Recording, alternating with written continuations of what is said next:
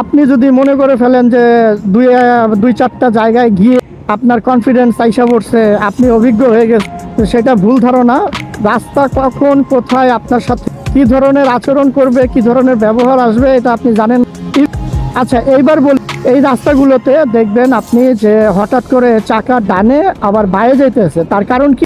এই পিচগুলো ওরা যদিও লেভেল ভাবে করছে, কিন্তু বড় বড় ট্রাক, লরি, গাড়ির চাপ, বৃষ্টি, এগুলোর কারণে এইখানে দেখবেন যে উঁচা নিচা হয়ে গেছে, যেটা ম্যাক্সিমাম সময় আপনি খালি চোখে বুঝবেন, বাট আপনি যখন টায়ার দিয়ে যাবেন, মানে বাইক দিয়ে যাবেন, আপনি ঝাঁকি খেলে বুঝবেন এবং আপনার টায়ার হাতের ডানে এবং বাইরে যাবে। তো সেই ক্ষেত্রে আপনারা যেটা করবেন সেটা হচ্ছে কি, হ্যান্ডেলটা তো শক্ত করে ধরতেই হবে, যতক্ষণ পর্যন্ত আপনি কনফার্ম না হইতেছেন রাস্তার উপরে, আপনার কনফিডেন্স না আসতেছে, ততক্ষণ পর্যন্ত আপনি এখানে আপনার যতদূর আয়ত্ত আছে সেই আয়ত্ত অনুযায়ী আপনি একটা গাড়ি, একটা বাস অথবা একটা ট্রাকের পিছনে যেতে থাকবেন। আর নতুন রাস্তাগুলোতে আপনি নতুন রাইডার হয়ে এইটাই করা উচিত।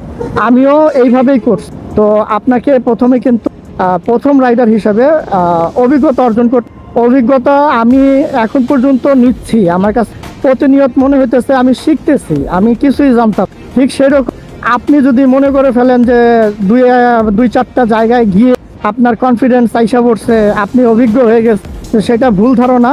রাস্তা কখন কোথায় আপনার সাথে কি ধরনের আচরণ করবে, কি ধরনের ব্যবহার আসবে, এটা আপনি জানেন। সাইকেল বলেন, এইগুলা থেকে কোথায় কি করবে আপনি জানবেন না। অনেক হাইওয়ে আছে যেগুলোর ভিতরে সাইকেলও চলে। আমার গাড়ি কিন্তু ভালো পরিমাণ আরপিএম এ আছে, এই আরপিএম এ আমার গাড়ি থাকার কথা 70-75 আছে, বাট আমার গাড়ি যেতে পারতেছে না, তার কারণ টায়ারে হাওয়া। আপনি নতুন রাইডার, টায়ারে হাওয়া না থাকে বিন্দু মাত্র রিস্ক নেবেন না হাইওয়েতে, বিন্দু মাত্র। আর হাইওয়েতে দুর্ঘটনাগুলো ঘটে, আপনি ভয় পেয়ে গেলেন, বিভ্রান্ত হয়ে গেলেন, হঠাৎ করে ডানে বায়ে চাপাল, হঠাৎ করে ভয় পেয়ে গেলেন, হাইওয়েতে দুর্ঘটনাগুলো ঘটে।